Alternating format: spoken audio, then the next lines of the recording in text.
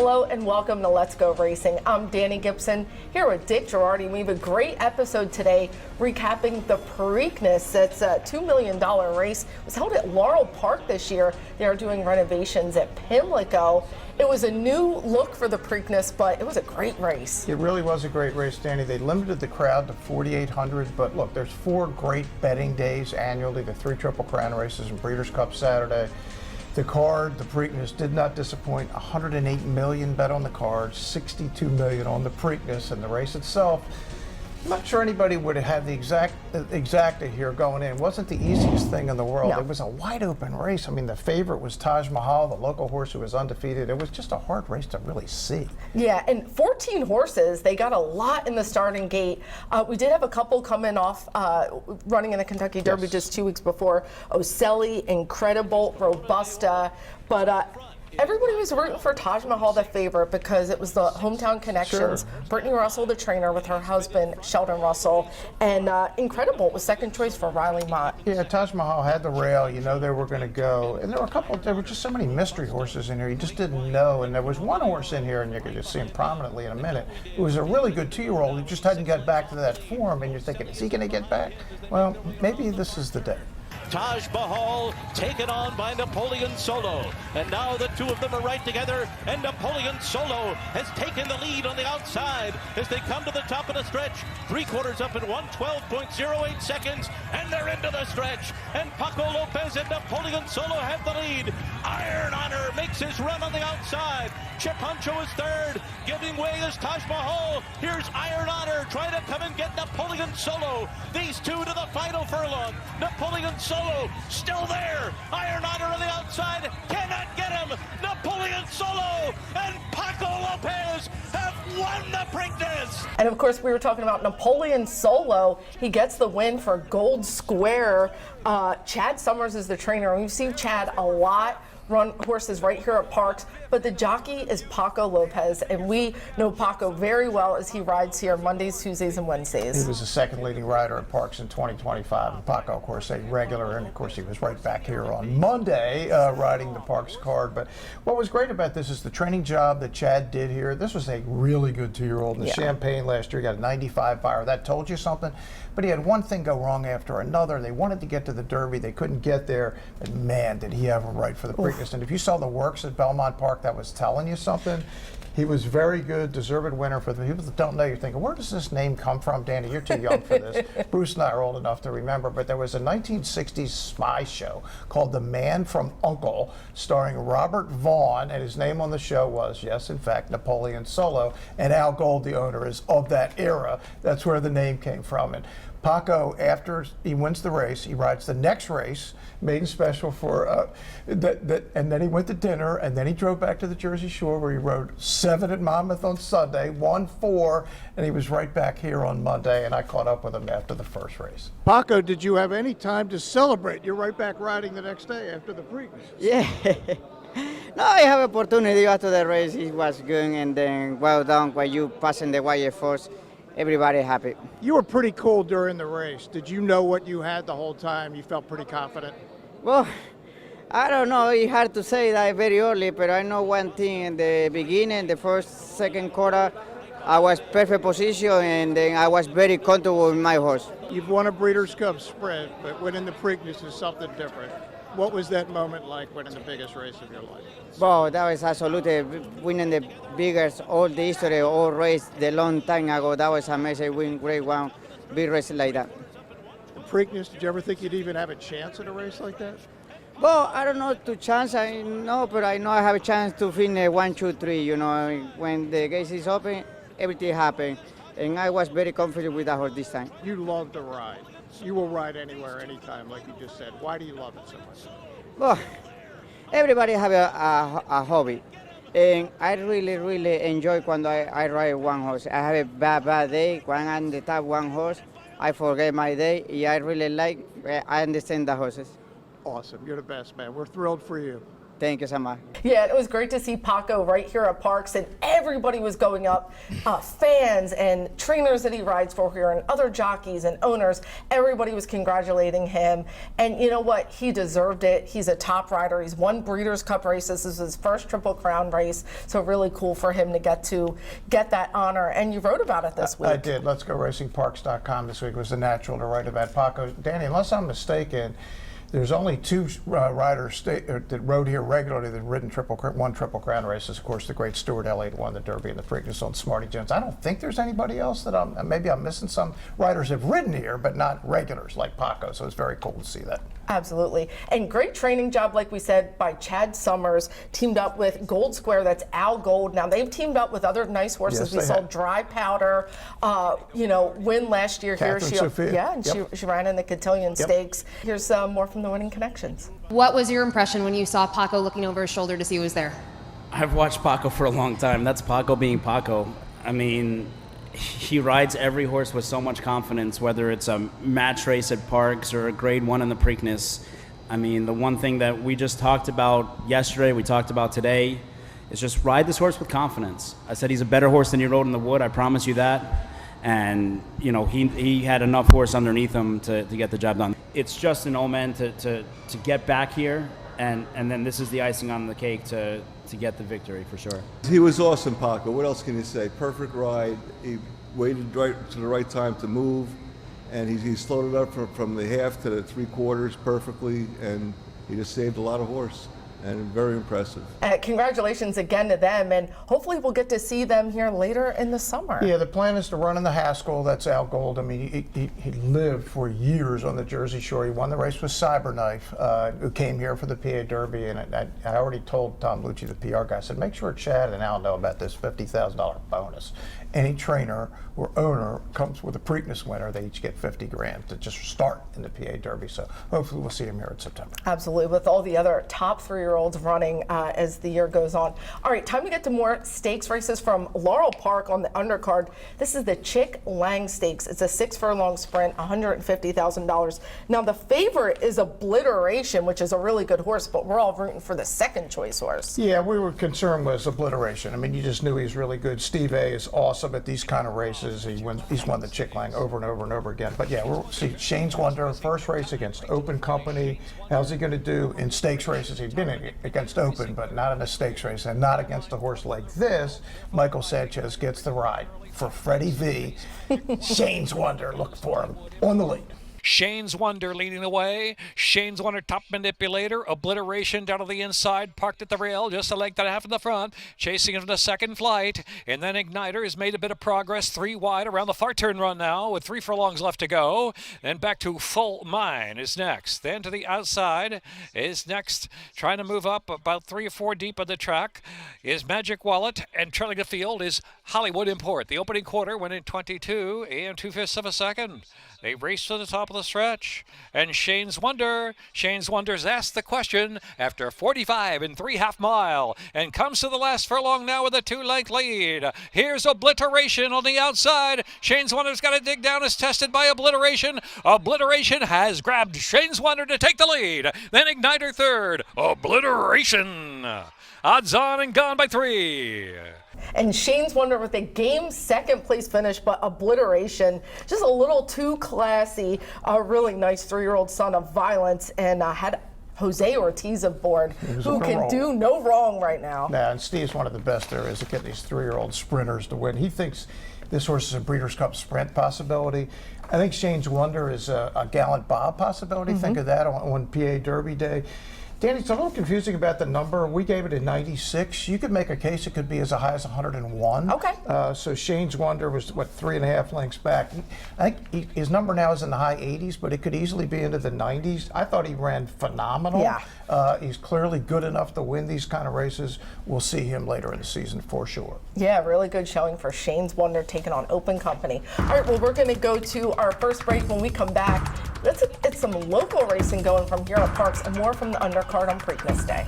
Across the track, 90% Matty makes the first move. He comes up the rail and takes the lead. We've got your new Ford right here at Chapman Ford of Horsham. Looking for a new Bronco Sport? We've got them. Maybe a new Escape? Got plenty. Want a new Explorer? We have them too. Maybe you have your eye on a new F-150. Huge selection for you. If it's a new Bronco you've wanted, you are in luck. How about an EV? The Mach-E and F-150 Lightning are both in stock. And with great lease terms and low APR financing available, we can help you get the new Ford you want. Chapman Ford of Horsham.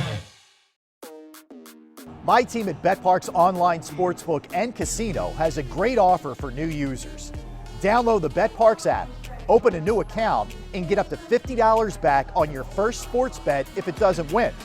Plus, you'll get a BetParx bonus box with 50 BetParx coins and 50 bonus spins on the BetParx Collect 'em online slot game. For details, visit betparx.com.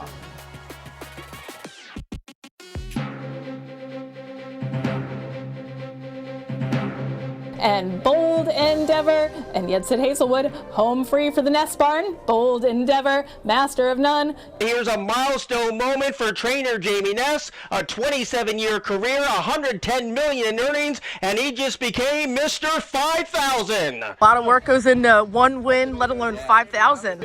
Well, it's funny. It's it's a longevity achievement, but it comes full circle. I remember when I first started off, I wasn't good, and I told myself I just want to win one race. That's it, and I'll do something else. So one turned into this, and I love this game. I love the people in it. It's a little emotional. I wish my family was here. Aww.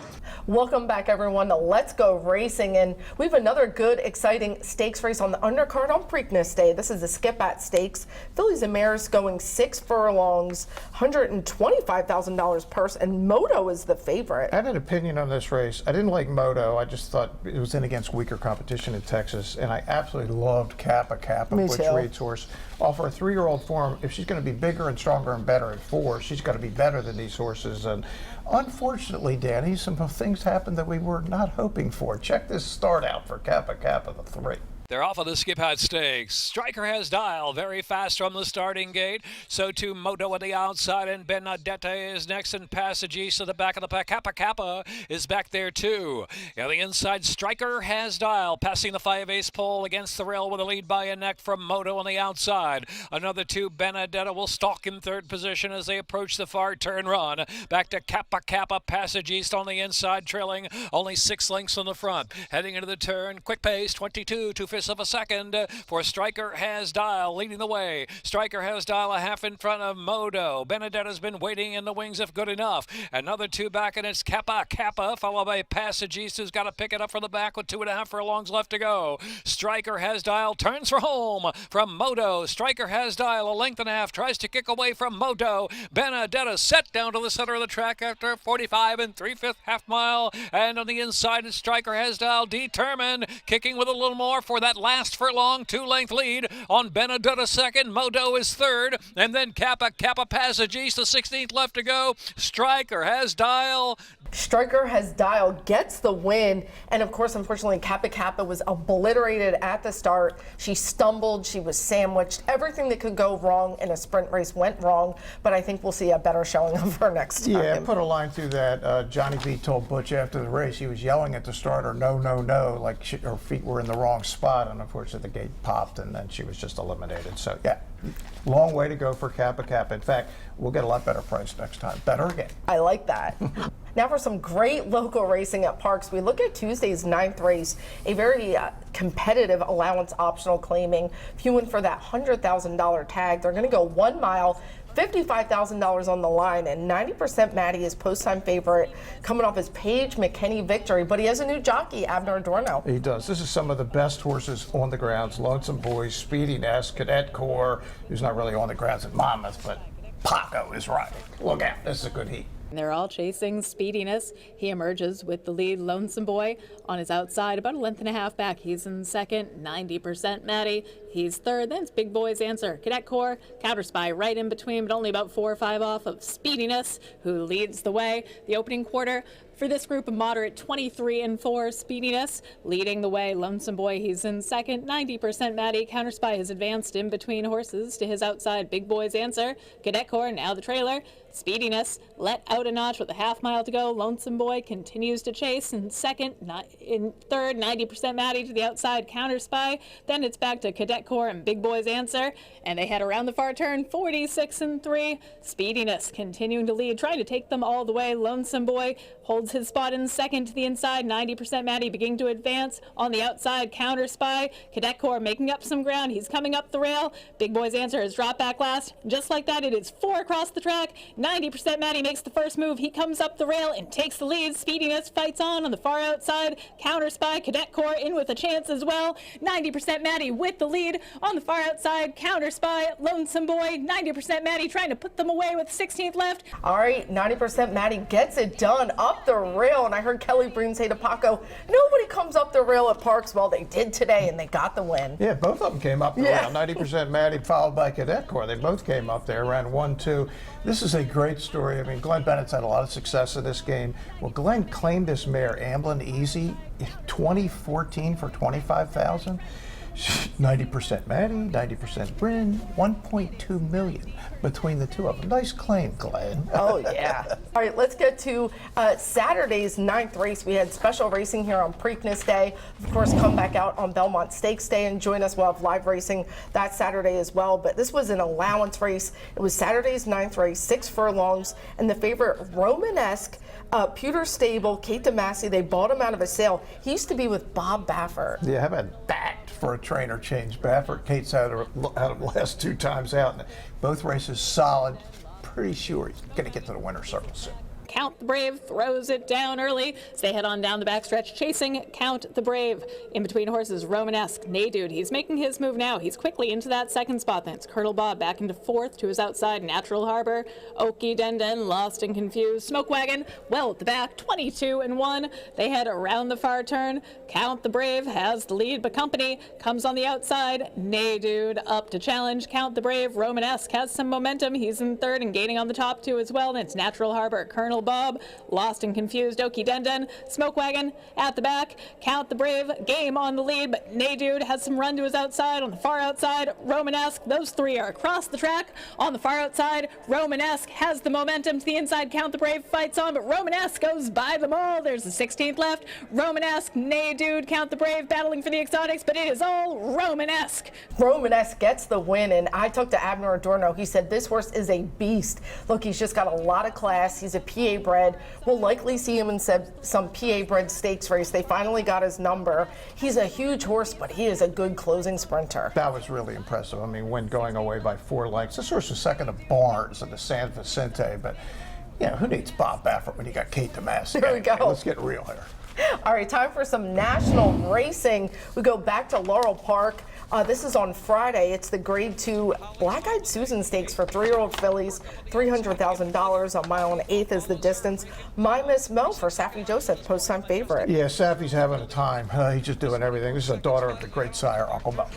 Bracken Papa, second choice, and of course Ivy Girl, our mainline winners in here. Yeah, Bracken Papa, the 4 straight wins for the Louisiana bred, and Ivy Girl, speaking of straight wins, won the mainline, then won the Weber City Miss. Can she do it again for Amelia Green? And so it is Saver at narrow lead. My Miss Mo coming at her and jumping the gun out there 3 wide. And here comes AP's Girl, revving up. AP's Girl spying that trio. Miss Fulton Gallers racing on the inside, trying to move through between horses too is Holly's Holiday. Suddenly wide open at the top of the stretch. They make the turn for home. And it is My Miss Mo desperately hanging on to the lead, drifting a bit off the inside. In the meantime, jumping the gun right there to attack. And AP's Girl is racing in third as they come to the final furlong. Majestic Lucia is fourth. It's My Miss Toe. She's ever so determined. My Miss Mo. My Miss Mo turning back, jumping the gun. My Miss Mo and Tyler Gaffalione get the win for Saffie Joseph. And she has a lot of seconds. She hadn't won since breaking her maiden, but to me, I mean, she just was the class of the race, and it looked like a convincing win. She'd been against all the best horses in this group. Only an 80 buyer as the 3-year-old fillies continue to beat Danny, shall we say, slow. We like our fillies, though. All right, now let's heat it up for some turf sprinting. This is on Preakness Day.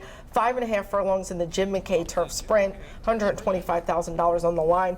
And the favorite is for Liz Merriman, Jean Valjean. No problem with Liz and Flavien Prat being the favorite, but really even money against this field coming back third time in a month? I was asking a lot. This is a good horse. This is a bad favorite, and I got involved in this race. Well, we liked 4 Harp. Yes, we did. We liked 4 Harp at 25 to 1, not 112 to 1. He's the 10 for our man Butchery. Jean Valjean leads at a half length from 4 Harp. Had to have him. Determined Kingdom in the black cap down to the rail. Asked for a little more. Now had to have him. Going to sweep up on the extreme outside. Trying to move along from third. In the meantime, Chasing Liberty. Saving that ground. Outlaw Kid trying to kick between horses. And Tidewater is next. Coming through the final 3/16 of a mile. 3 across the course. Several chances on the extreme outside. Here comes Outlaw Kid and Chasing Liberty with a big rail run down to the inside. Outlaw Kid Chasing Liberty. Card Trick motoring on the scene very, very late. It's Outlaw Kid on the inside. Chasing Liberty photo at the second wire. Well, this was a close one. Chasing Liberty gets the win over Outlaw Kid, but it was Chasing Liberty, Irad Ortiz for Rob Atras. And look, I thought 4 Harp ran good. It just wasn't his day. I think Jean Valjean being in the race really messed it up. Yeah. If there's no other speed, 4 Harp probably goes a lot farther, but yeah, not good enough. And this is why you employ Irad Ortiz, right? Came right up the rail to win it with Chasing Liberty. And if you watch the King Leatherberry, Outlaw Kid got that trip in the previous race. This time he had to come outside. That was the difference in an inch at the wire. Well, pretty exciting. Jim McKay there. We're going to head to another break, and we'll have more racing from the undercard on Preakness Day coming up. Some call you the Sultan of Slots. Others, the Baron of Baccarat. The rest, just Meemaw. I'm tapped in. I'm tapped in. But no matter who you are, you know there's always another way to win on the Parx app. New casino users score up to $1,000 bonus back in their first 24 hours. Take those pearls, Meemaw. Welcome back, everyone, to Let's Go Racing. And this week's Jockey of the Week is very well deserved. Huge congratulations. Congratulations to Paco Lopez, our Jockey of the Week. Fresh off an incredible victory in the Preakness, Paco kept the momentum rolling right here at Parx with several wins throughout the week, making him our Jockey of the Week, sponsored by NovaCare, the power of physical therapy. Parx is so competitive, and this trainer has been really heating it up. Lots of wins. Here's our Trainer of the Week. Congratulations, Ernesto Padilla Preciado, our Trainer of the Week. Cheeto, as we know him, continued his strong week with another solid week of wins here. Consistent performances on the track. Congratulations to him and his entire barn, making him our Trainer of the Week at Parx Racing, sponsored by the Tunnel to Towers Foundation. Time for another Turning for Home family photo. This is Cape Ann Rose, and not new to retired life. She was actually retired back in 2015. She had a baby by a sport horse stallion, not a horse for racing, but she's back under saddle getting a blue ribbon at their first horse show. Back at it. Congratulations to Bailey and Cape Ann Rose. They won in dressage and stadium jumping. All right, time for Best of the Rest. We go back to Laurel Park on Preakness Day on the undercard. This is the Grade 3 Maryland Sprint, 6 furlongs, and we're going to bring the smoke. Yeah, this is a wild finish with Bring the Smoke. The one is closing. I mean, they're all kind of there. The key thing here is, as you watch this finish, Bring the Smoke by a neck, 1:10.73 the final time. They ran right after the 3-year-olds ran. 3-year-olds ran 1:09.77. That tells you something. That tells you something about Shane's Wonder. Look out for Shane's Wonder. All right, we're going to go out to the Jersey Shore Monmouth Park. This is the $100,000 Serena Song Stakes, and a couple of Parx horses in here, but our Daydreaming Girl, she's going to be back towards the back here, but she's going to try to get involved, and we're going to see an equipment change in her next start. You'll see why. Yeah, Lost Horizon going to win the race by a ton. Wins by 8.5 at the end. Chad Brown. I mean, Chad, can you just stop? Go. And our Daydreaming Girl, the 7th, is going to come up. Just missed second at the end. What's the equipment change? They're going to have blinkers. They're going to try to get her more involved and a little more focused. Okay. But Lou Linder, he's going to get this one. He's going to get her big win. I see it coming. Yeah, almost won the Cotillion last year at $1,000,000 to 1. All right, time for this week's PTHA Trophy race. It was Tuesday's 6-race fillies and mares going 6 furlongs, and you could just forget about it. Yeah, forget about it. James Noble, Sylvester Gonzalez, good night and gone. Going to win this thing by 2.5 at the wire. Forget about it. And I caught up with jockey Sylvester Gonzalez about his win and some news for the jockey. It's set up perfect. You saw a lot of speed. Is that when you took your chance? Yeah, they call us the Gonzalez brothers, so the Gonzalez double. No, she ran a great race. Just a little patient ride, plenty of pace. She was just sitting good in my hands. When I tipped her out, she really got into gear, and I just let her keep that stride going, and she went on with it. Fans have seen you ride up in New York quite a bit, teaming up with the Ken and Marcy's. Where can we see you this summer? Hopefully Saratoga. I think that's the plan. The Ken and Marcy guys, they've been killing it in New York, and they're giving me the opportunity to ride some horses over there. All right, well, we'll all be rooting Sylvester on in Saratoga this summer. We're going to take our final break. When we come back, we're going to make you some money on Parx picks, and we had a huge guest on Gate to Wire. Stick around to see who it was.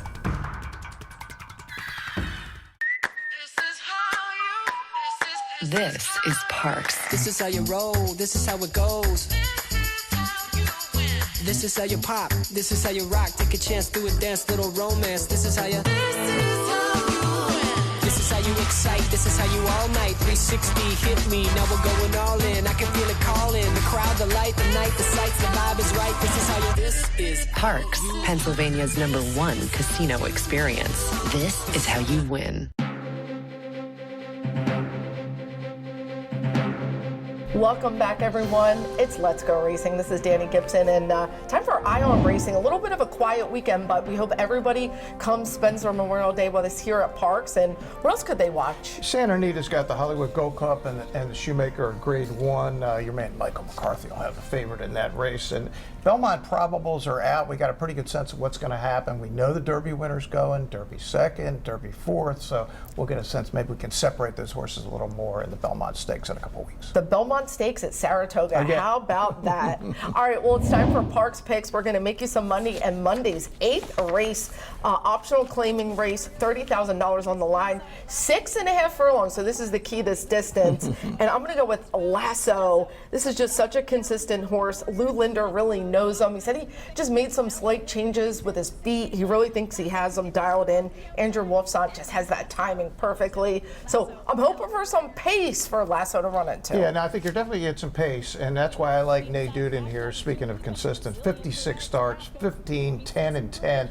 This horse has been claimed 12 different times, 3 times by Michael Moore as of now.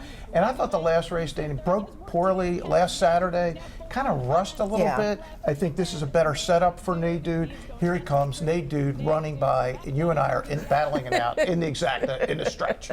We love a Dude Lasso exacta. All right, well, Bruce and I had a very exciting guest on Gate to Wire. We did talk with Preakness winning trainer Chad Summers, so check out that episode. And what a great show it was, recapping all the Preakness races and the Preakness. Thanks for watching on Let's Go Racing, and Dick and I will see you next week.